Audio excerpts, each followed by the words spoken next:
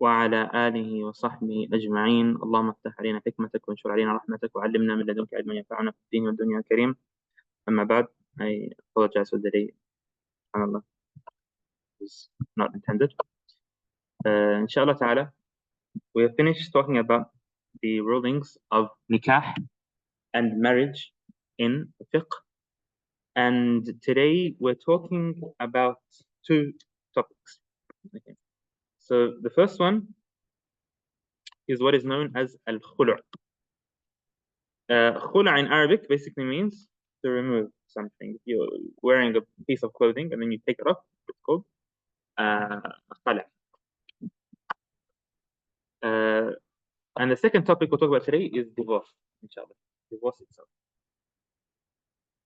Now, khulu' is one of the most important topics in fiqh, whether it comes to the Shafi'i madhab or other madahib, because khulu' is basically one of the main ways a lady can separate from her husband.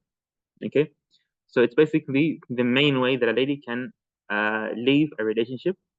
In some madahib, it's a separate contract other than divorce.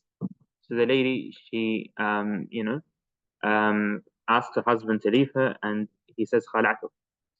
In the Shafi'i madhab, khulu' is a form, it's a type of divorce that has its own details that we'll mention inshallah ta'ala. So the definition or the meaning of khulu' is a separation that happens between a couple that includes a payment made to the husband. Okay, so this is the definition of it. Basically, we didn't say that it includes a payment made from the wife. It could be from the wife, it could be from someone else. But a divorce that happened and that depends on a payment, on an amount of money or something like that. Not only money, but it could be anything else. On an amount that is known as khulu'. Okay. Now, this transaction has pillars that make it up that are very important to understand. If we understand the pillars of the transaction, since we started Boyor, you probably remember that every single transaction, we mention the pillars, the conditions of the pillars, and then subhanallah, that's it. That's how you understand transactions. Yeah, that's how you understand buying, selling, ijar, renting, nikah, anything like that. The conditions, the pillars, and then the conditions of every single pillar, and that's how you make up a valid transaction in fiqh, in sharia. So khulu' is made up from the husband. Number one, there has to be a husband. It can't be done from anyone else. Okay, it can't be done from anyone else. Number two, the person who is in charge of making the payment, which could be the wife. In most cases, the wife would be the one who is giving money to the husband to leave him. But it's not a condition. It could be someone else. So if it had to be the wife, this wouldn't be a pillar. It wouldn't be a part. It would fall under the third pillar, which is the wife. But because it could be the wife or someone else, it's a separate pillar. Okay. The third pillar is the wife. Okay. Like we said, she could be the person making the transaction or not. But even if someone else is making the transaction, the wife has to be involved. He can't divorce other than his wife. Okay. The fourth thing is the transaction or the wording that happens. So every transaction is built on a certain wording that happens. And then the fifth is the amount or the value that is given. The amount or value that is given for the divorce that happens. Okay. To get more of an understanding of khulu', let's look at some examples. Okay. So we have person X, we have person X and person Z. They're married, and they're consistently fighting and arguing. Okay, there's no agreement. So the wife makes a decision that she cannot continue this relationship. Okay. What does she do? She approaches the husband and she said, I'll give you, a lot of money. In some cases, she might say, I'll give you back your mahar. Okay. Doesn't have to be the mahar. A lot of us think that it has to be the mahar, yeah? She has to give him back the mahar. No. Could be the mahar, it could be more, it could be less. Whatever she offers. Okay. So it's not dependent on the mahar or anything like that. But whatever she offers him, if he agrees, then, and he divorces her according to that money, he deserves the money, and he also leaves. Another example: two people are married, and their problems are affecting other people around them. Okay, so let's say that the marriage is not only staying, the problems are not staying inside the house, but it's gone so far that the whole community is being affected. So someone foreign comes and says, so and so, I'll give you this much money to please end this relationship. It's not working out for you guys. I think you're better off being separate, for example. Okay, and he does so. In that case, he deserves the money, and it's considered khula. Okay. If it's khula, there's some rulings that differ to divorce that we'll cover inshallah ta'ala, but the majority of rulings are similar. Okay. All right. What is given as a payment? It's very similar in its rulings to what can be given as mahar. Very similar in its rulings. Okay. So the first thing is it must be something that people can seek benefit from, like a cow, a house, gold, silver, money, anything like that. Okay. Things that people can seek benefit from could be things that are halal, it could be things that are haram. Allah Ta'ala says in the Quran about alcohol, فيهما إثم كبير ومنافع للناس. There's benefit in alcohol. It's not all bad, but it's haram. Okay? It's not lawful to have it. Okay? So something that you can seek benefit from is a category.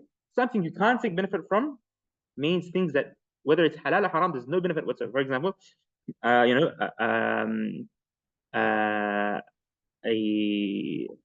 bag of ants, for example. Okay, there's no benefit in that. Okay? You can't eat them, can't benefit from them, can't sell them.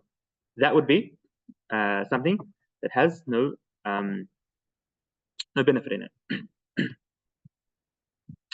The scholars in the books of fiqh, they mention things like a bag of blood. There's no benefit in it. So if something is offered or given, that something is given that you can seek benefit from, then it becomes khula straight away. Okay, and the rulings of khula apply to it. Okay, even though if it's something haram, you're not allowed to accept it, but you're supposed to accept what? What would you accept? Average mahar. Just like the wife, if you give her a haram mahar, she takes the average mahar instead. The same thing here. Okay, if it's something that's not beneficial at all, there's no value whatsoever to it, then it doesn't consider khula, it becomes a normal divorce. Okay, normal divorce has different rulings. Is that clear? So really, if it's something that is beneficial, it takes the rulings of khula, whether it's halal or haram. If it's haram, something else will have to be given instead of that money, but it still considers as khula. If it's something that has no benefit, then it would be considered normal divorce. So like I said, if it's not something that is halal, something haram, something that's not proper money, like something that is like alcohol, dead animal, you can benefit from these things, manure, something like that. You can't buy and sell these things in fact. Okay, the separation is correct, but the average mahar needs to be given to the husband instead of the amount that was mentioned. Okay, if khulu is done with an unknown amount of money, so she says, khali'ani, for example, she says, leave me, give me khulu, then he deserves average mahar also. Same thing. Okay. What's the ruling of khulu happening? Okay. It's disliked in fiqh if there's no need and no serious reason. So in the Shafi'i school, khulu is considered valid for any person whose divorce is valid, because khulu is a type of divorce. And like we said, it allows the wife to seek separation in many cases, and we'll touch on that in more detail.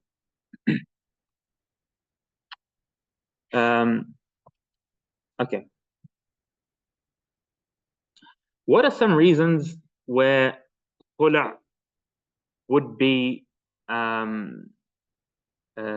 not makruh, would not be disliked in fiqh, for example? Okay, so in a general case, it would be disliked. In some cases, it's not disliked, but it's something that is fine. For example, that is a fear of transgressing Allah Ta'ala's limits. Okay, so we have one of the Sahaba. She was one of the well-known Sahaba, and she was married to one of the best Sahaba. He was known as Thabit. Okay, and she couldn't stand him. SubhanAllah. She didn't like him at all. There was no type of attraction whatsoever. And he was one of the people who the Prophet ﷺ promised Jannah. He's not from the 10 people who promised Jannah, but in different hadith, he was promised Jannah. Okay? And he was so pious that to the extent that when the Prophet ﷺ, when the ayah in the Quran was sent down, don't raise your voice over the Prophet ﷺ, he stayed in his house for a long time. He didn't even leave his house ever. So the Prophet was asking, he said, I'm scared that if I by accident my voice will raise and then all my deeds will go, subhanAllah. He was very pious, subhanAllah. And the stories that we hear about him, subhanAllah, is very unique. And in this hadith, Prophet ﷺ, I believe, the same hadith, he said, Ya Rasulullah, I'm scared that my voice will raise and then I'll enter Jahannam, hellfire. So the Prophet said to him, hellfire will never touch you. Will never touch you. Never. So Thabit radiallahu anhu, he had good manners and everything. Okay, it was fine. His wife couldn't deal with him. So she went to complain to the Prophet ﷺ. She said, Ya Rasulullah, I don't know what to do. I can't stand my husband. He said, is there anything that he did wrong in his khuluq and his deen? Is there any, any anger issues, any akhlaq problems, any manners problems, or any religious problems? She said, no, I can't find one fault in his khuluq and deen, but I hate to do a type of kufr in Islam. What does that mean? Kufr means to reject. I hate to reject his rights upon me and not fulfill them and be bad in Islam while I'm in Islam. Before Islam, that's not acceptable. While I'm in Islam, I have to be, working up to my high standards. Prophet said, are you happy to give him back his hadiqah? His mahar was a whole farm. That was his mahar. Very expensive mahar. She said, I'm happy to give it back. He said, خلاص. Said to Thabit, اقبل الحديقة وطلقها وطليقها. Take the farm back and give her one divorce. And that's what he did. Okay. Another case where khulu' could be, the solution that is not looked down upon is if someone, for example, they made an oath to pronounce a threefold divorce. Threefold divorce means a divorce that when the divorce happens, there's no going back without a new contract. Okay. If a person is divorced wife 3 times, what happens? They're not allowed to remarry unless she marries someone else and they're intimate and then takes her, and then he divorces her. So a way to get into a threefold divorce without going through the 3 divorces would be khulu'. That's one of the difference between divorce and khulu'. Khulu', the moment it happens, there's no going back without a new contract, but it's even though it's one divorce. So there's many other examples. Okay.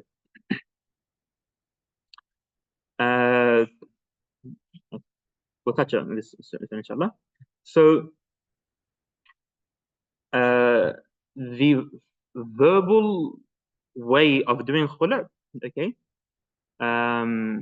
is basically done with wording that has the meaning of a khulu', divorce for money. Okay, so if the husband says that he divorced his wife for $1,000, for example, that's khulu'. He says, yeah, that'll be khulu', for example, or he releases her for 1,000, whatever he says.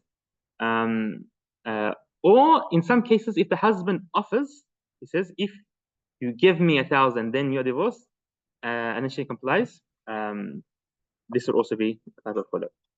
Okay.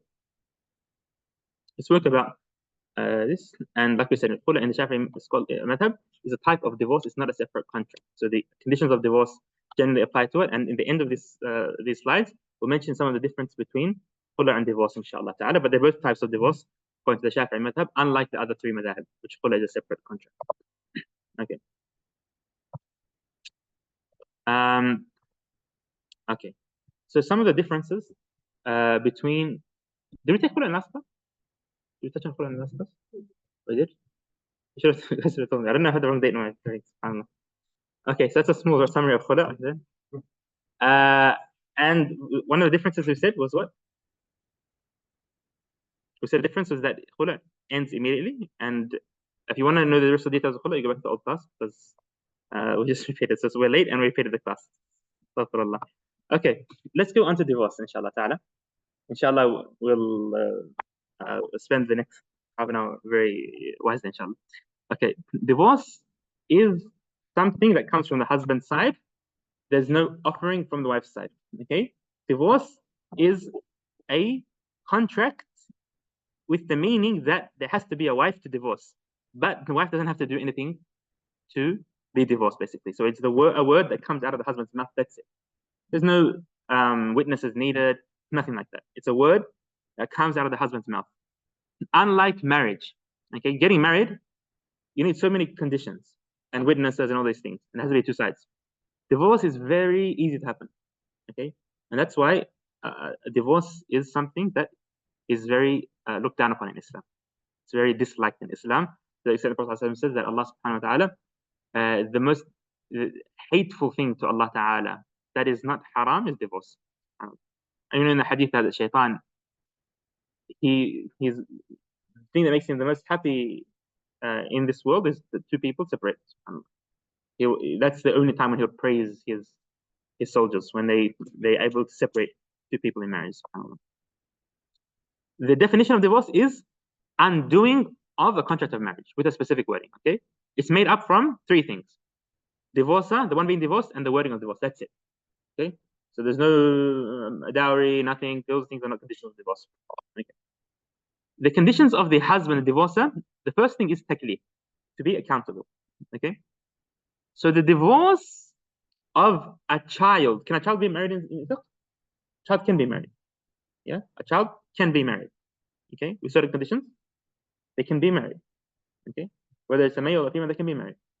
So if it's a female and the father marries them off, or if it's a male and, for example, their guardian marries them off, if a child is married, can they make divorce? They can't. Even if they say divorce doesn't count. Okay, as someone isn't in their mind, divorce doesn't count unless someone is drunk, like we said in buying and selling. Person is drunk, they tend to do the haram, they allow themselves to fall into haram, and they intoxicated themselves, then even if they divorce, it counts.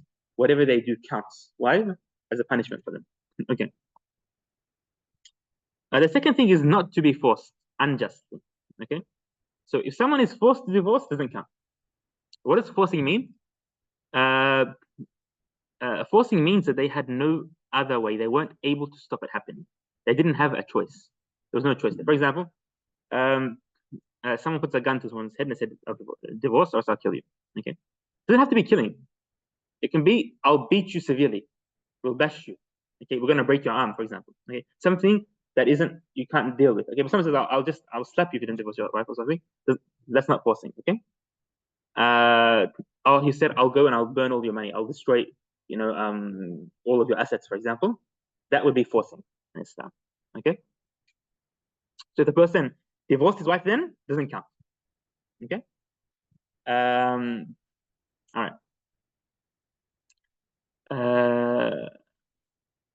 Now, the forcing that counts as forcing and doesn't count as divorce is something that is immediate. But if someone says in the future, for example, in the future, I'll harm you. In the future, I will, we're gonna get a group of boys together and we're gonna attack you or something.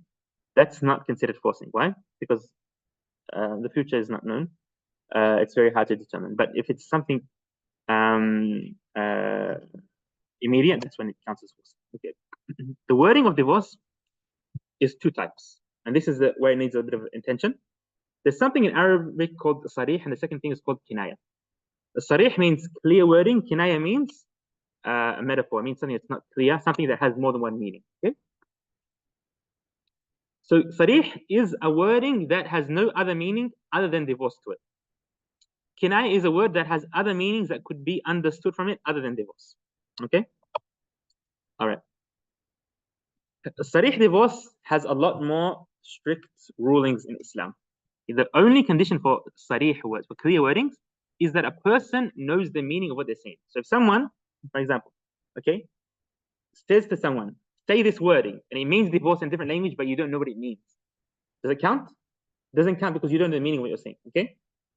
Or if someone, for example, they're sleeping and they say it, doesn't count. Okay, so you have to be aware of the meaning of what you're saying. Okay, do you have to intend divorce? You don't have to intend, but as long as you know the meaning, it counts. Intention is not looked at, but knowing the intention is not looked at in all of the madhab, not only in the Shafi'i madhab. You know, in buying and selling, you said intention stuff. You know, the Shafi'i madhab doesn't look at it. In divorce, no one looks at intention. Okay, when it comes to a clear wording, if it's clear wording, there's no second meaning to it. Okay. Like we said, intention is not looked at. Now, what are the wordings that are considered sarih? Okay, so one thing that is considered sarih is khulu'. In the last class, we studied khulu'. Khulu' is one of the wordings that are considered sarih because khulu' in the Shafi'i madhab is divorce. Okay, so it's a clear meaning for divorce. Number two, three words, three Arabic words. The first one is talaq. Talaq is translated as divorce. Okay, second one is firaq, and the third one is sarah. Okay, firaq means to separate, talaq means divorce, and sarah means let go. Okay, and basically whatever can be conjuncted by them. So if you say, you know, I will do talaq, I have done taliq, whatever, those words all count.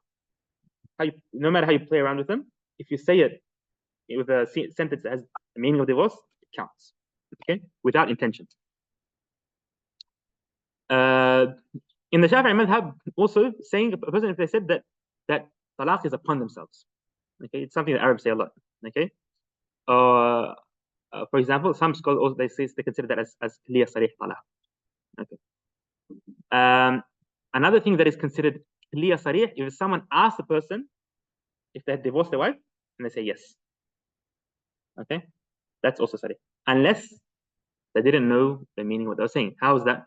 For example, they didn't hear the question right. Yeah, so they said, "Now, yeah, like, what are you saying?" So that's not considered an answer. Yeah, then that wouldn't be considered divorce. Okay. All right. What about translation of these three words? Okay, the translation of talaq, divorce, to any language is considered sarih, considered clear. But the translation of firaq and sarah is not considered clear. Okay, why? Try it. Okay, translate divorce to any language, it means divorce.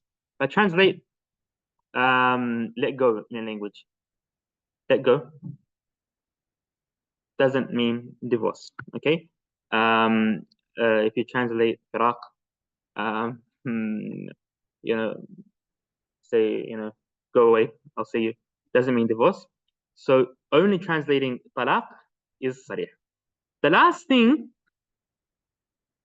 that is considered sarih in fiqh is people's dialects of Arabic that are slang, that are wrong Arabic, but they're known to mean the same letters. For example, if you go to Egypt, the qaf, how do they pronounce it?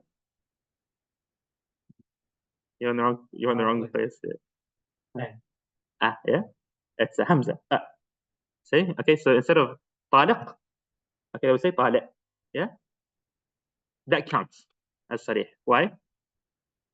In that community, it's known, so it becomes the official language. Okay, if there can be some communities that don't pronounce ta. Some Arabs don't pronounce ta. Even some Shawam and stuff, they don't pronounce ta very well. If they say taliq, that would count. If you go to Sudan, the qa, how do they pronounce qa? Ghain. Yeah, like mustaqim, they say mustaqim, for example. Yeah, if they said taliq, yeah, if they count, then it would count also as. This is all what clear divorce is. Okay, the moment a person says it, counts as one divorce if they intended one. Okay. Kinaya or non-clear divorce is basically what you could understand to be divorce and not divorce. Okay.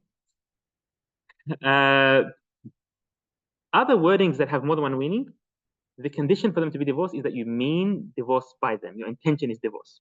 Okay.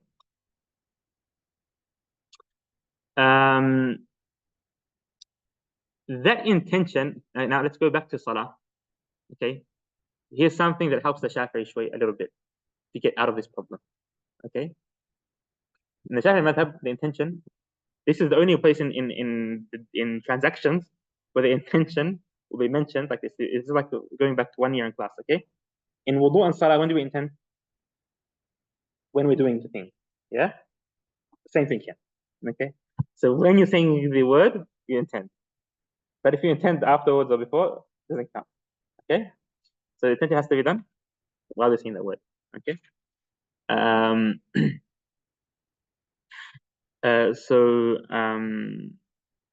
not going to go into the Arabic details of the words that could mean divorce because in English it could be different. Okay, so in Arabic, for example, what are some examples?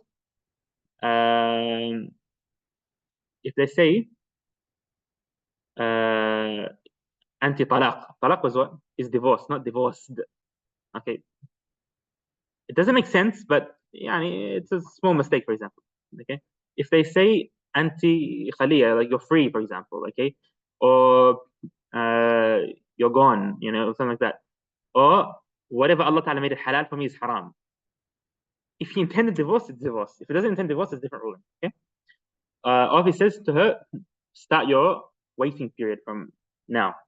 If he intends divorce, it is. If not, it's not. Okay. Or if he says be single, for example, stuff like that. Okay? These are things that would be. Another thing that is kinaya, that's not sarih, not clear divorce, is if he writes it in a message. So if someone writes the clear divorce in a message, you need to have intention in the Shafi'i method. So if someone sends a message saying that what? That they're divorced, but they didn't intend it, doesn't count. Does not count. Okay. Writing divorce needs intention. Why? Because it's pretty clear, pretty straightforward. Divorce is a word that is added. Anything other than a word needs intention, basically.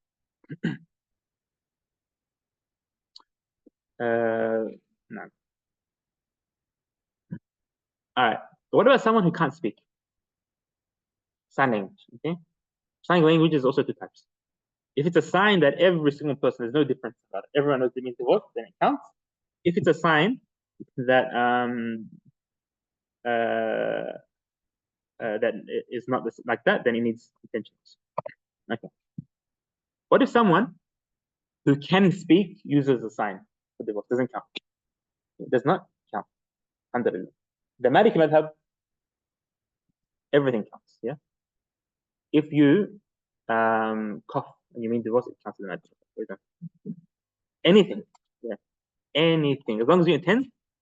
If you intend in the Maliki madhab by any action you do, not even a sound, or any sound you make, counts as divorce. Okay, anything you do, as long as the intention, it counts as divorce. The only thing that does not count in the Maliki madhab, there's difference about it, is if you intend without saying anything in your head. That's where they differ. Most of them say it doesn't count. So that's very different. And most of the other, no, they say there's sarih and kinaya, and then kinaya is only specific things. Other wordings that are not these ones don't even mean it, even if you intend. So someone says, "How are you?" The intent divorce doesn't count. Okay. Someone says, "I miss you," and the intent divorce doesn't count. Okay. Why? The shaitan start playing with person's intention. Oh, you meant this, you meant that. Doesn't count. As long as it's not a word that has that meaning in it, doesn't count. You can't just put the intention of any word. You can't make up your name with it. Okay.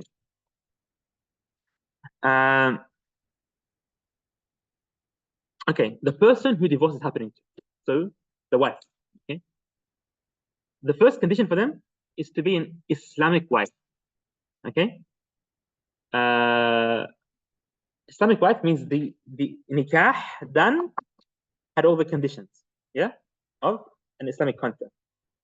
If there was a fault in the nikah, it wasn't actually, then no need to divorce. Doesn't count. Okay. So if the nikah is done with all the conditions, and the wife, okay, who has been divorced, has never been divorced yet by the husband, or has been divorced once or twice only. What does that mean? There's a wife, if they divorce once or twice, they can still be taken back without a new contract. As long as she's in that category, whether she hasn't been or she's been once or twice, then divorce can happen to her. If she's not an Islamic wife, or she's been divorced already 3 times, okay, she can't be divorced again. She's not your wife anymore. Okay, khula happened to her. She can't be divorced. It's done already. Okay. So this is the first condition for the person who divorce is happening to. Okay. Now, if a person says to their wife that the head or the hand of the person is divorced, okay, it counts as divorce. Why? Because if you divorce a part of a person, the condition for that part to be divorced is that the rest of the divorce, it can't divorce. But if a person says that they divorce their words, okay, something that is not attached to the person, something that's not a part of the person, it does not count as divorce. Okay. Other important rulings around divorce. Divorce can only happen between two people who are already married. So if someone says to a lady who's not married to him that if I marry you, I'll divorce you immediately. Okay, he takes an oath. If he marries her, she doesn't get divorced. Okay. Or some in the books of book they say if a person says, some people would say, for example, that every woman they marry is divorced immediately. For example, doesn't count as anything. Okay, no matter how many times they marry, doesn't count as divorce. Like we said, if someone understands the meaning of divorce and say the word, it counts. One of the things they mentioned in fiqh that could be a bit of an overlap here is that if someone in Arabic's name was taliq. Okay, taliq in Arabic means you are divorced, basically. Okay, so if someone was named that word, it's not funny. Why? Because if you go to Indonesia and other countries now, mashallah, every single Arabic word there they've used as names. Yeah, everything. For example, one person was named Khairul Raziqin. Yeah, the best of providers, subhanAllah. One of the names of Allah subhanahu wa ta'ala. I've seen things like that. So if someone's name was divorced, okay, in Surah Yusuf, they open the Quran. I think they find words and they use it as names. Yeah, that's because they love the Quran so much. That's part of their love of it's in Arabic, so they want to, but sometimes if there's a mistake in Arabic, then it'll be a problem. So in Surah Yusuf alayhi salam, his brothers, when they went to his dad to ask their dad for what, for help and to send their brother with them to ask for food, okay, they said arsil ma'ana akhana, means send. Arsil is send, ma'ana with us, our brother. Why? Naktal. What's naktal mean? It's an Arabic word. It means we will get a kale, which is a measurement, a certain amount of grains of wheat that we can get. So kale is a measurement of wheat that we can get, that we can bring back to our family because there's a poverty that's happening. So naktal is the Arabic word that we get a kale, okay, and a certain amount. So someone reading the Quran, they understood that akhana, our brother, and that this was his name, Naktal. Yeah, so they named the person Naktal. A very well-known person was named as Naktal, which is it's just a fi'l in Arabic. It means we get a kale. So subhanAllah, if someone was named as divorce, okay, and the husband called them out, okay, in this case, it's only considered divorce if he intends divorce. Why? Because there's a bit of a clash here between the sarih, the clear divorce, between their name. Now it needs attention. So this person needs attention. Okay. Another example of a person's divorce not happening. Okay. If someone intended to say Tariq, for example. Okay. Tariq is the name, and it's also an attribute. So what's Tariq mean in Arabic? The knock. Okay. Knocker. Okay. So if someone meant to say that to his wife or to pull out, and then by accident the tongue slips to Tariq, it doesn't count. Now, if the person says, I didn't mean it, it's according to their intention. They're the ones who will be held accountable. Okay? But in that case, it doesn't count. But if they know what they're seeing and they meant the word, but they didn't intend divorce, it doesn't matter. Okay. Now, we've studied the two different types of divorce when it comes into the wording of divorce. Okay. But when it comes into the circumstances around the divorce, there's also two types. Okay. The circumstances related or around the divorce, so there's two types. Okay. Something that's called Sunni, something that's called Bid'i. What Sunni mean? Means according to the Sunnah or the way of the Prophet ﷺ. Bid'i means something that is innovated, something that goes against the Prophet ﷺ. Okay. So we're not in a class of Aqidah now and fighting. Sunni Bid'i means what?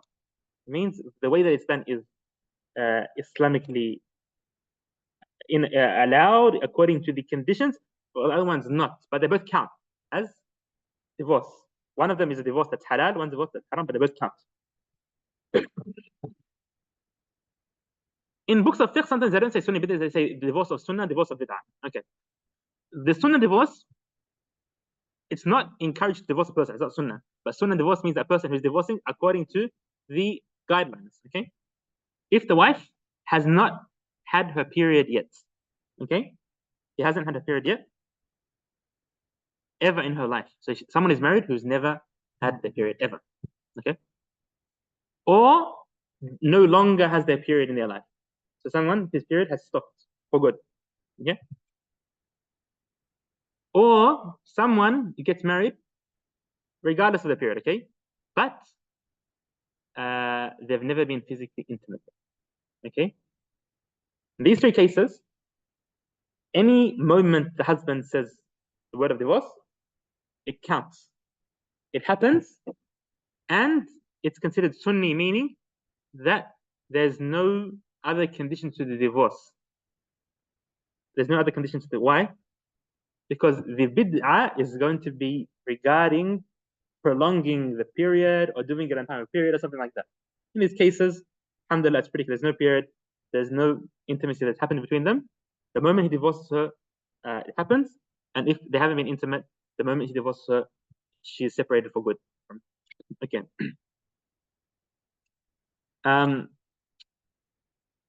Also, if the wife is pregnant, clearly pregnant, so it's showing, or the wife has asked pay for divorce, so khulu', it's also considered Sunni. You don't need other conditions for the divorce to be Sunni. Other than these four circumstances, okay, so not being on the period, not having a period at all, whether it hasn't came yet or it's finished, or not being physically intimate since the nikah was done, or the person not being, as a person being clearly pregnant or being paid to divorce, these five situations. Other than them, every other person in the world, the only times they're allowed to be divorced, okay, is when the wife is not on their period. When the wife is not on their period, okay, and they have not been intimate yet in that non-period time. Two conditions, okay. So the wife is on tuhur, they're not on period, nor have they been intimate since the last period, okay. Okay, these are the two conditions for a Sunni divorce. Other than the specific cases that we mentioned, other than that, in a normal case, the wife has a period regularly, they've been intimate before in their life, which is most people, then the divorce has to happen when the wife is not on a period, nor have they been intimate yet in that non-period time. Okay. So if a person divorces while the wife is on their period, or after they've been intimate, and the next period hasn't came yet, then it's haram to divorce the wife. It counts, but it's haram. It's considered bid'ah divorce. Okay. What's the ruling of divorce? Like we said, divorce in some cases can be haram. Like what? Like bid'ah divorce. Okay. Someone divorces their wife in the times they're not supposed to divorce. Okay. They divorce the wife while they're on their period, or after they've been intimate. It's not permissible divorce, but it counts as divorce. Okay. According to all the four madhahib, it counts as divorce. A lot of fatwa today say that it doesn't count, but according to all the four madhahib, it counts as divorce. In some cases, it's disliked. When is it disliked divorce? if a couple have no issues between them and they like each other as well, so there's a connection, okay, then it's disliked to divorce for no reason. It could be recommended in some cases, okay, it could be recommended. Like someone who's not able to fulfill their rights as a husband, okay. If a husband, for example, by living with this wife, they're going to be doing they're going to be injustice, okay. They're not going to be giving them their rights. They're not able to fulfill their rights as a husband, okay. They have an issue, okay. Then it's better for them to divorce, let's say, unless that wife, you know, the wife, for example, he's harming her or something. She's being harmed. It's hard for her. Don't punish her by keeping her under your hand when she doesn't want to be. Then you should divorce, okay. Also, say if the husband has no interest whatsoever in the wife, no interest whatsoever, in that case, also it's type of harm to the wife to keep her. If you have no interest whatsoever, every person married knows that if there's no interest, it's punishment to be together and sitting together. In that case, divorce would be better for her. Even if the husband says, no, yeah, by keeping her, you know, I benefit by having her, she helps me in the house and stuff. If you don't have interest, it's better not to be married. But if marriage helps and there's a reason, bismillah, continue. But, you know, be fair and give her the choice if you're not interested. They say if the wife is unbearable and has unmanageable issues that no one can live with, okay. So everyone has ups and downs, but if it's so bad that it's not livable, life cannot continue. People's life is a mess 100%. In that case, it's not better to continue. Sometimes marriage doesn't work out. Like, you know from the beginning, it's not working out. Yeah, it's just not working. Okay, and we continue to be married for a while, just so the community doesn't say that these people are separated. Separation can be bad in many cases, but it doesn't always mean it's bad. Yeah, that's why Allah Ta'ala says in the Quran, وَإِن يَتَفَرَّقَا يُغْنِ اللَّهُ كُلًّا مِنْ سَعَتِهِ. Yes, Allah Ta'ala, He will make both sides fulfilled if they were to separate. He says the first thing you do is what? To send people to mediate between the couples when there's a problem. Yes, in the Quran. حَكَمَ مِنْ أَهْلِهِ وَحَكَمَ مِنْ أَهْلِهِ. From both sides. Try to fix the relationship. Don't try to make the relationship break. Hold on to the relationship as you can. If things are unbearable and nothing works out, it's just not working. If it happens, Allah Ta'ala, He will be responsible of taking care of those sides. So make sure, subhanahu wa ta'ala, that both sides are fulfilled in other ways. He won't let you get lost in their life. That's why in some cases, you know, like especially with sisters, you know, like the relationship is not working at all. They're being harmed. They're scared to get divorced, for example. In some cases, divorce is not always the worst. The worst thing to ask for. In other cases, it could be permissible, not recommended, not disliked. What's that? Okay. They say if he has no desire in her, but she is good to him. Like they work together. Both sides are trying their best. They're fulfilling their rights, but there's no desire. In that case, it's up to the person. They can look at the circumstances, see if it's better or not, but it's not disliked, nor is it recommended. And if he finds it difficult to fulfill his rights without being close and intimate at the same time. So basically, this person who has no desire, okay, and his wife is happy, she's fulfilling her rights, she's doing everything right, they're getting along fine, they're compatible, but he finds it difficult to fulfill his wife without being intimate. He wants to be intimate, but he doesn't find any desire. So the issue is coming from that he has no desire in her, and he finds it hard to be the husband, the man of the house, without being intimate. In that case, it's permissible. It's not recommended to divorce the person, but it's permissible in that case if it's not working out. There's other examples. These are just examples of these rulings. Okay. The last thing we want to study. So we said khulu is the wife separating from the husband with the money. Divorce is coming from the husband. The last thing is raja'a. Raja'a means to take back. Okay, take back. So the meaning of raja'a is taking back a wife who has been divorced, but not the threefold divorce, not the full divorce. Okay. Raja'a has 3 pillars to it. How many? 3 pillars. Okay. Just like divorce. Wording, wife, husband. Exactly like divorce. Yes. You don't need the witnesses here. You don't need a wali. You don't need anything like that. Divorce and raja'a are 2 things that happen between the husband and the wife. That's it. It can happen at home. You don't need anyone else. The wording of raja'a must be either something that is clear, that has no other interpretation. For example, if he says, I have taken you back, okay, or something that has the same meaning. For example, he says, I've married you, okay, that is considered raja'a. Once he says that happens, immediately the nikah contract is back in place. Khalas. They were never Islamically separated. They were never not husband and wife. Okay, that period is like a hanging period. The husband decided to put it back, but they were never fully separated in Islam. Like we said, writing it down in a message or sign language or something you can't talk also counts if it's done with intention. So if the word isn't clear, if it's writing in a message, for example, like just like I said about divorce, or sign language, something you can't talk, then it has to have intention, and then it counts. Okay. Just intending to take life back without saying anything does not count. Does not count. Okay. So if someone says, I intended to take the wife back, but they didn't say anything, it doesn't count. In the Shafi'i madhab, having intercourse with the wife that was divorced once does not count as raj'ah. Just like it doesn't count as marriage, according to the Hanabila and other scholars, it counts. Okay? In the Hanbali madhab, if the husband has intercourse with the wife, immediately she goes back to him without any wording or anything. That action is considered raj'ah. Okay? In the Shafi'i madhab, it doesn't consider raj'ah. It's unlawful to do so until he says the word of the wording, just like nikah, has to be immediate.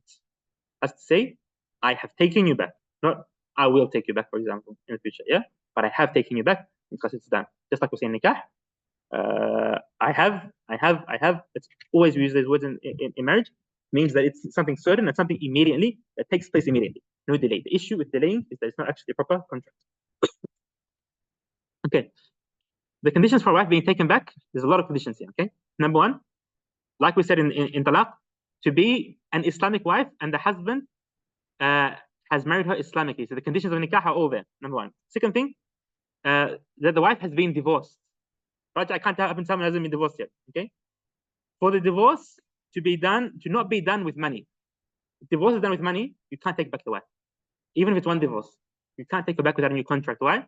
Because divorce with money immediately cuts the relationship. Okay. For the divorce to not be the third divorce. Third divorce also you can't take them back. Okay. Okay. So it has to be the first or second divorce. Okay. Now in the first or second divorce, after he says the word of divorce happens, there's a waiting period. Yes. That starts immediately. Okay. That period has to not have ended. If the period has ended, then he also can't take her back. But if the period is still there, then it's fine. Okay. The next condition, 1, 2, 3, 4, 5, 6 condition, is that the husband after marriage, after a contract of marriage, has had physical intercourse with his wife. Okay, not being intimate, but has physical intercourse. And the reason is that a wife who has not had intercourse with the husband, if she was divorced, immediately the contract ends. There's no taking back. So basically, all these conditions are simply examples of times when you can't take back your wife. Not having them is the condition. Okay? So they say there's talaq qabla al-dukhul, before being intimate. Divorce before being intimate. If someone they do the nikah, then they divorce.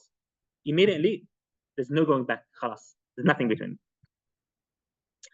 Even if this intimacy that was done, okay, was done in a haram way.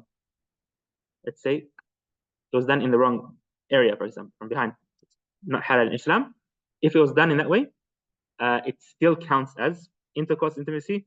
The raj'a can happen to a wife who has been intimate in that way.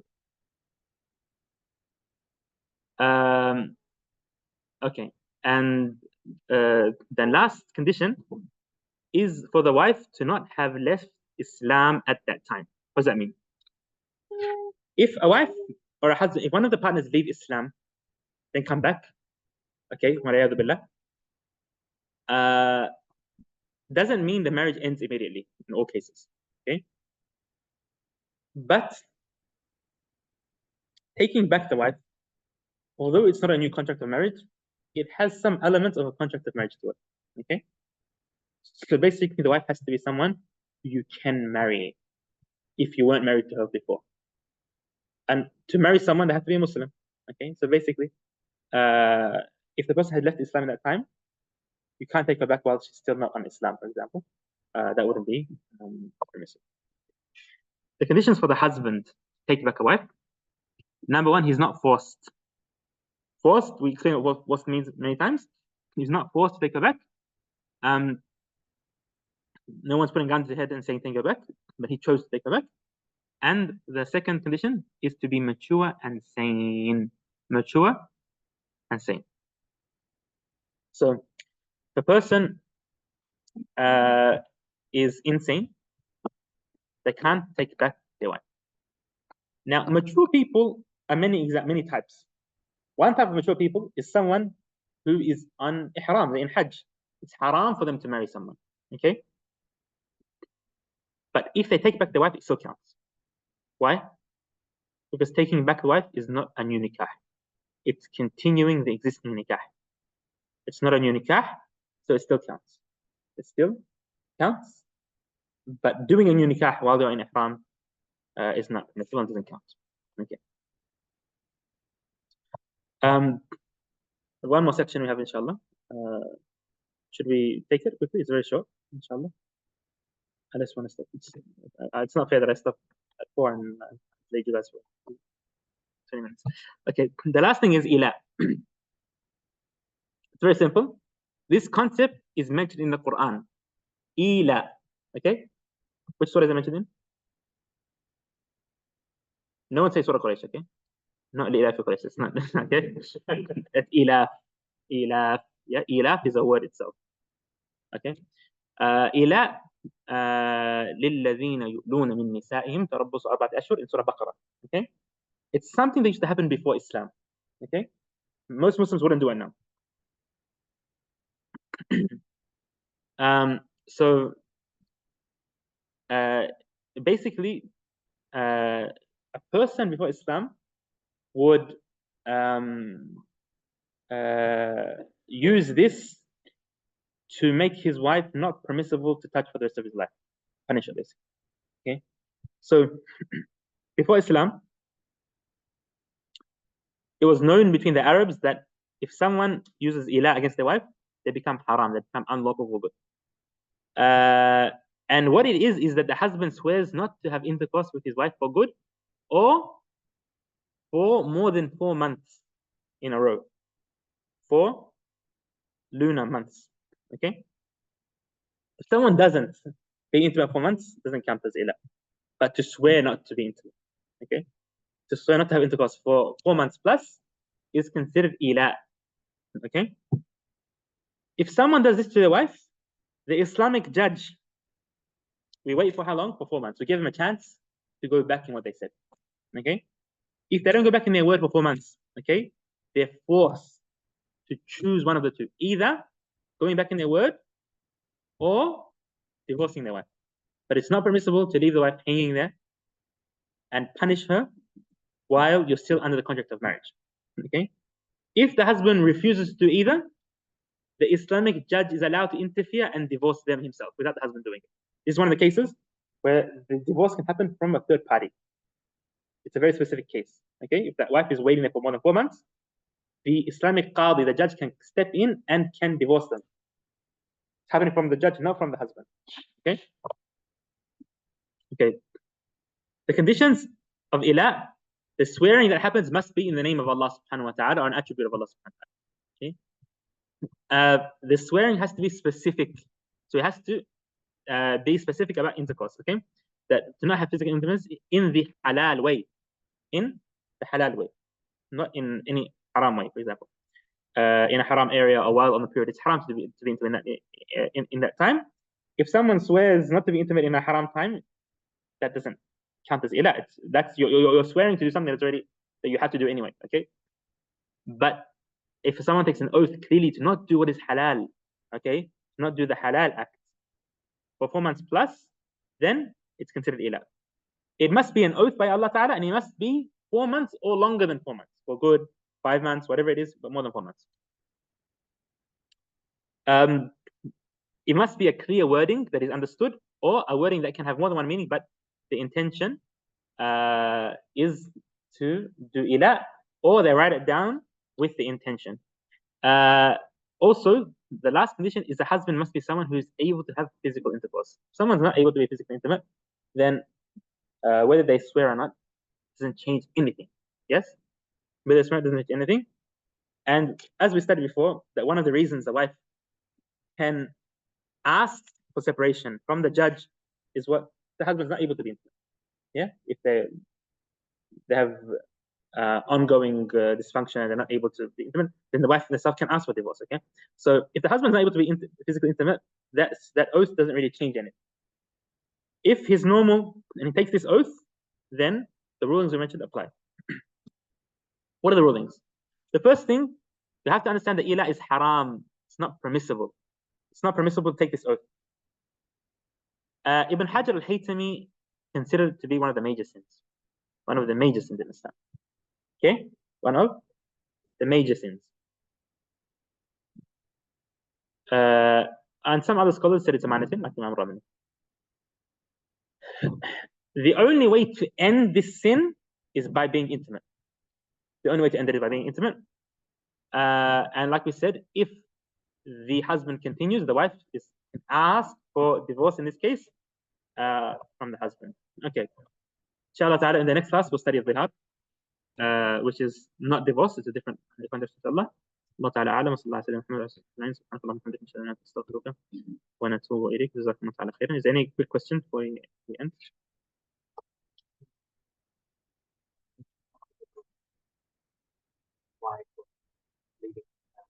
What makes someone, do they have to leave Islam? That's in the end of the study. That basically leaving Islam, it's a huge topic. If a person disbelieves in Allah subhanahu wa ta'ala, okay, or does an action that we can clearly tell that is a form of disbelief. For example, someone throws the Quran on the ground, okay, disrespects the Quran, throws the Quran in the toilet, for example, okay, and they say, oh, but I still believe in Allah subhanahu wa ta'ala. What you did, that act of disrespect, shows that you don't have the submission in your heart to Islam. That would count as of ridda, of leaving Islam. If someone prostrates someone, is that considered leaving Islam or bows down to them? No. Why? Because it could be the bowing down out of respect, for example. Even though it's haram, but it's not leaving Islam. But if you bow down to a statue, an idol, there's no form of respect there, then no, that could be considered leaving Islam. So in the end of fiqh, there's around 130 something reasons where a person could leave Islam. And they all go back to rejecting basic facts like the oneness of Allah subhanahu wa ta'ala, okay, the existence of Prophet sallallahu alaihi wasallam, Prophet disrespecting in a way that shows that you don't believe. But it's about the belief in your head, or actions that show a certain belief in your head. But it's actually about the belief system in your head and the being accepting and convinced about the basis. Okay, the question here says, if a husband the ilah and refused to be intimate or whatever, how long must the qadi wait? We said the qadi waits for 4 months. There's questions that I think were asked earlier in the chat before I came.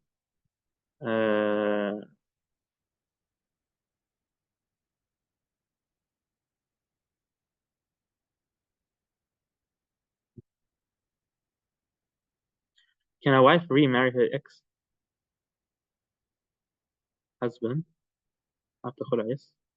Can khula happen 3 times like a regular divorce? What? No. Okay, inshallah, I'll go back to the questions in the chat. There's a lot of questions here, inshallah. But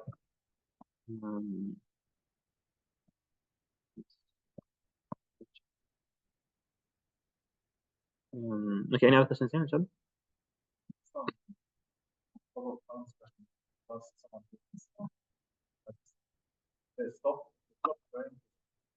Stopping praying does not count as disbelief, yeah? Not praying, not fasting is a major sin, but doesn't count as disbelief according to majority of scholars in Islam. If the divorce, if they then decided that they want to marry each other, they might have to do divorces where the wife will marry someone else.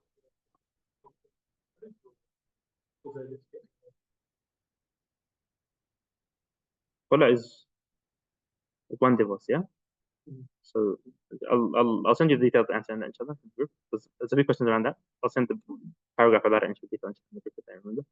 If talaq is given, does the iddah end at the end of the wife's third period? So if talaq is given, the iddah ends after 3 quru. Okay, what's a qara? Qara is an Arabic word that some scholars interpret it as period and others interpret it as the period that the non-period period, basically, or the non-period timing in a person's life. So Imam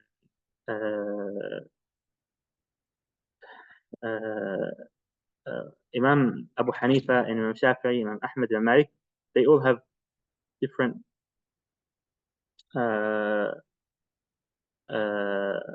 different opinions regarding this. And there's a small difference between timing, but basically, yes, if the 3 periods end, then khalas, the wife is no longer the husband, and no longer attached to the husband at all. Can't take her back, and she can marry someone else. Is it true that he can take her back without her acceptance? Yes.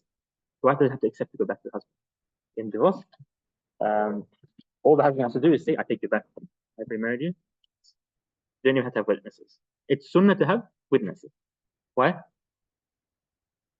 Some scholars made it a condition. It's a weak opinion inside the Hanbali method that it's a condition. So it's sunnah to have witnesses, but it's not a condition to have witnesses for that. But yes, you can take her back without her permission. So, like we said, divorce, the first divorce, second divorce, the marriage contract has not ended. Okay, it's still there. That's why you can take them back. But it's basically, you know, like when it's like a lodged, or it's like the end has been lodged and it's waiting there. You can take it back, or you can, yeah, that's yes.